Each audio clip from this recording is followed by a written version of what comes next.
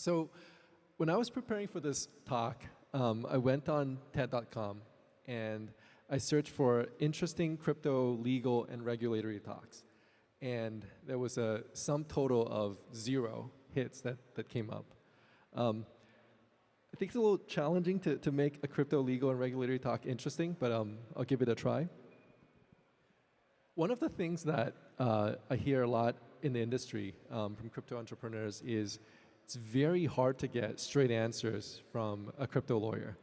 You ask them a question, and the answer is always yes and no, it depends. I'm only licensed to practice law in one jurisdiction. I only know one area of law. And you just can't get a straight answer. If you're trying to build a crypto project, launch a new token, you can't. There's no straight answer. And the answer is it's really not their fault. It's because the laws that they're implicated by crypto is very, very broad. So as an example, if you're trying to set up a new exchange or a new payments institution, and just take the US for instance. There's 50 states and the federal government, and there's MTL laws, money transmission laws in every one of these 50 states, and they're all different, and there are different regulators and enforcement agencies for all of these laws. And that's just money transmission. If you're trying to issue a token, a lot of times there are other laws involved: securities, derivatives, banking, sanctions, broker-dealer, investment company, investment advisor. There's a whole slew of laws that come into play when you're trying to deal in the crypto space. This is in the US. As we all know, crypto is global. The moment you launch a token, the moment you go open loop, the moment you launch a project, it becomes immediately global. Anyone can use it around the world, and the number of laws that are applicable to your project instantly multiplies, literally thousands and thousands of them. In Japan, for instance, here, the laws have been actually very clear since 2017. Japan was one of the earliest countries to actually regulate crypto financial institutions. But in other places, US, for instance, unfortunately, they've really struggled to come up with clear and workable laws affecting the crypto industry. So how do we think about crypto laws and regulations? The way I like to think about it, I like to go back to first principles. Why do we even have crypto regulatory laws? Why do we even regulate the industry? What motivates everything that we're doing when it comes to crypto laws and regulations? And there are a couple of pretty basic first principles that I think everyone can think about when you think about crypto laws and regulations. So for instance, investor protection, making sure that investor assets are protected, safeguarded, kind of a no-brainer, but also things like disclosures and making sure that participants and users in a space actually know what they're getting into, making sure that we have a well-informed and educated user base in the industry.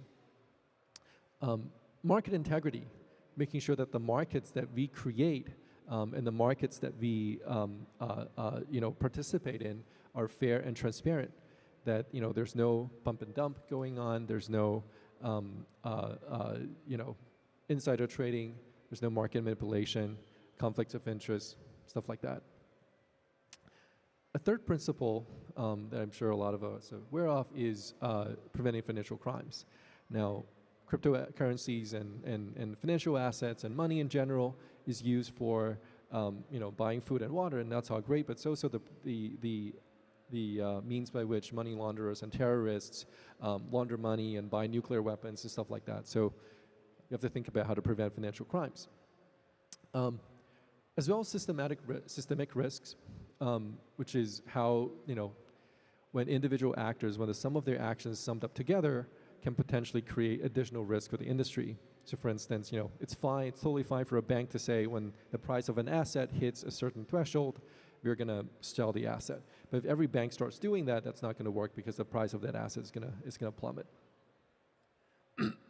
There's another principle that regulators like to use when they think about regulating the crypto industry. And it's Go to the next slide. Same risk, same regulations.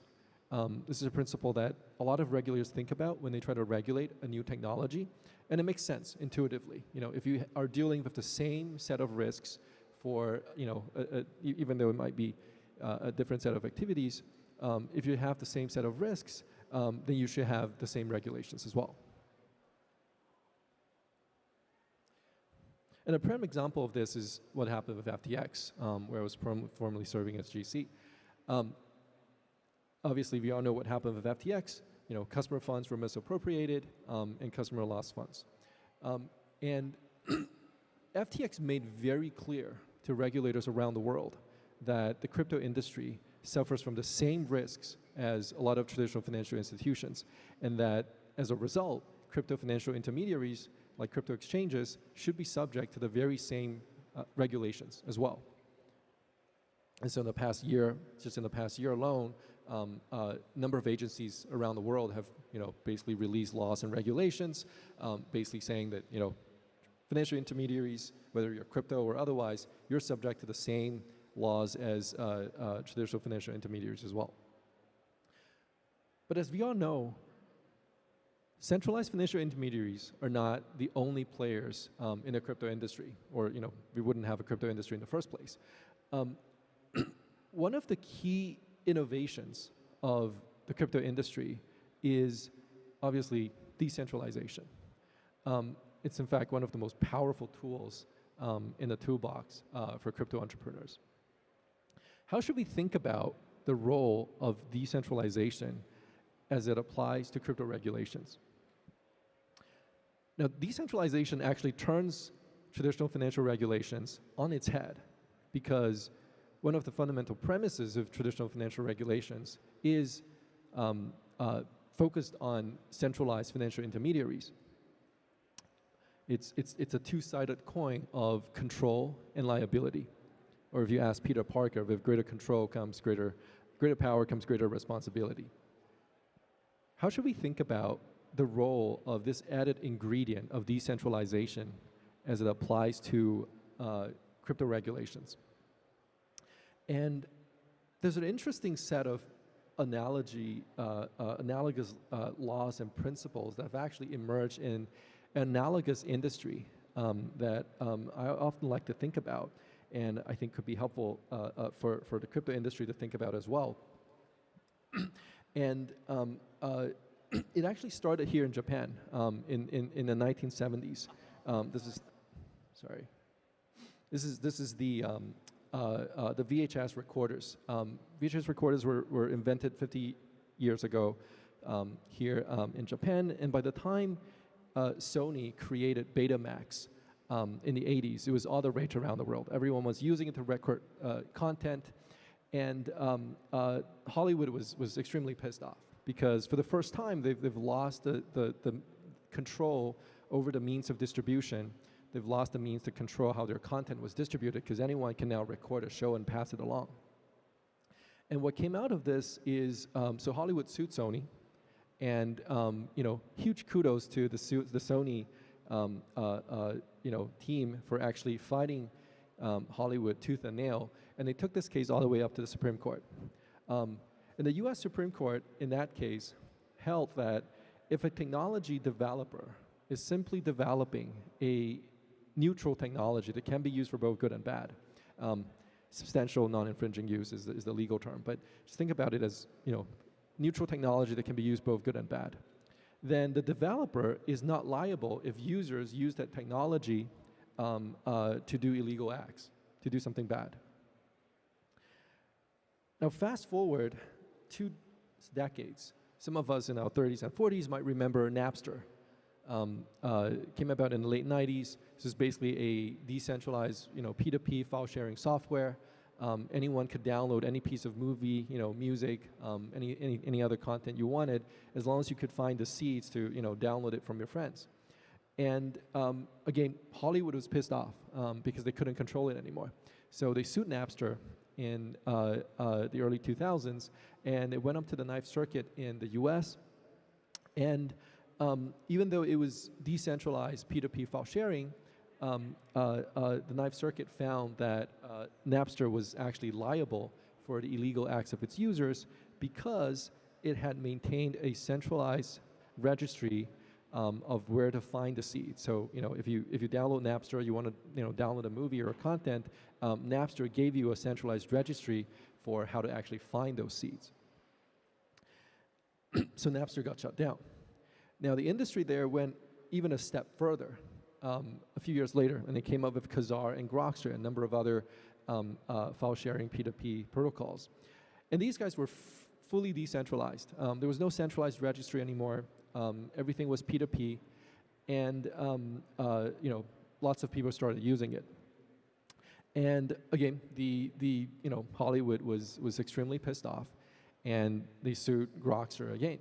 And this is another case that went up to the U.S. Supreme Court, and the U.S. Supreme Court found that even though Grokster was fully decentralized, it was fully P2P, it was still liable for the actions of its users because it had specifically marketed and targeted users for those illegal conduct. If you think about it, that's actually intuitive because it's like if you manufacture knives. If you manufacture knives with the intent, or just selling it to chefs and restaurants, that's all fine. But if you manufacture knives with the intent and marketing it to murderers, then you should be held liable. And I hope that some of that rings a bell to some of the folks in the audience, because the very same arguments actually applies, I think, in our industry. And I think from how we should think about the liability of developers when they launch a decentralized product to on the range of spectrum from fully decentralized to fully centralized, how we should think about things like centralized registries, centralized oracles, centralized parts of a smart contract, multi-sig wallets and stuff like that. And also how we think about marketing and talking about the products that we're building. I think there's a lot of interesting lessons that could be learned from there. Decentralization itself, though, is not the only interesting thing about crypto industry, though. Another property that I like to think about a lot is immutability, and which basically means if you commit something to the blockchain, it's there forever. How should we think about the applicability of this principle to finance and financial regulations? Well, if you've worked in traditional finance or in like a bank or investment company or anything like that, you'll probably remember that one of the key things about traditional financial regulations is for every user, let's say if I'm a user, I want to buy a share of Tesla stock. There's a whole set of laws, regulations, internal processes, procedures, manuals governing how user transactions are recorded, are accepted, transmitted, stored, record keeping, stuff like that. And if you think about that, that's kind of interesting because we have none of that on the blockchain. Like if I'm trying to figure out what assets I held on the blockchain, on Ethereum, 3 years ago, or what transactions I've engaged in, I can just look up Etherscan. I can just type in my address, and it'll, the entire list of transactions will actually come out. I don't have to rely on thousands and thousands of financial intermediaries reconciling their records among each other to have confidence, 100% confidence that my records and my asset history on the blockchain is actually accurate. And so the question that comes up is there a way to actually use this property of the blockchain to actually help reduce trust that we need in our centralized financial institutions? And the sexiest name I could come up is, unfortunately, just this: trust minimized centralized financial institutions. In other words, is there a way that we could use a public blockchain like Ethereum to allow them to achieve not just traditional financial auditability, but also cryptographic security of transaction records and histories? And that's exactly what we've actually done at the Backpack. So Backpack is a centralized exchange, and they've built the entire exchange just like a blockchain. there is multiple instances of the same exchange node running, on different servers. And in order for any transaction to be approved on Backpack, what's a deposit, withdrawal, buy, sell, trade, has to be approved by all of the nodes. The only property of a blockchain that we don't inherit is censorship resistance, because as a regulated centralized exchange, we do have to prevent North Koreans and Iranians from using the exchange. But other than that, we take all of the transactions on the exchange, put it into a Merkle tree, we publish a root onto a public blockchain like Ethereum, and that allows us to actually inherit all of the properties of public blockchains. Things like replayability, verifiability. So the entire history of Backpack Exchange is replayable and verifiable from day one. Just like how you can go on, the Ethereum protocol, type in your address, you can see the entire history of transaction records. You can do the same thing with Backpack Exchange. You can, with any user account, you can actually look it up and see the entire history, replay the entire history of the exchange, and have confidence that that is actually accurate. Now, for us, it's not just about it's not just about reducing risk. For us, for a user to be able to verify, their records. Right now, if you go to a broker-dealer, there's tons of records you have to sieve through. The broker-dealer, if you raise a challenge, they have to reconcile records across, tons of different intermediaries. But, for a user to verify their records, we think that, obviously, you can hire, lawyers and auditors and all that stuff. That's all good, but it shouldn't be that hard for centralized intermediaries, if they adopt this approach, to actually just give you a copy of the exchange code and the proofs on Ethereum, and you can just verify the whole history yourself. And for us, it's not just about reducing risk. We think it's fundamentally a better way of actually doing things for a centralized financial institution. For some of us who might be aware, the way that currently transactions are processed on even the largest exchanges, NYSE, NASDAQ, is there's a complicated, convoluted web of nominee holdings and beneficial holdings and just thousands of intermediaries in between. And we believe blockchain can help us all do better. By leveraging the immutability properties of public blockchains, we think that we can bring a lot more fair disclosure, transparency, and accountability to centralized financial institutions.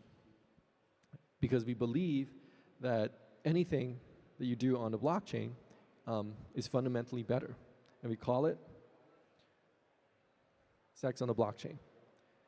Thank you. Thank you. ありがとうございました。 Hey, give it up for Can-san. Make some ありが noise. とうございます。すいません。 Yeah, that's what I'm talking about. I like that.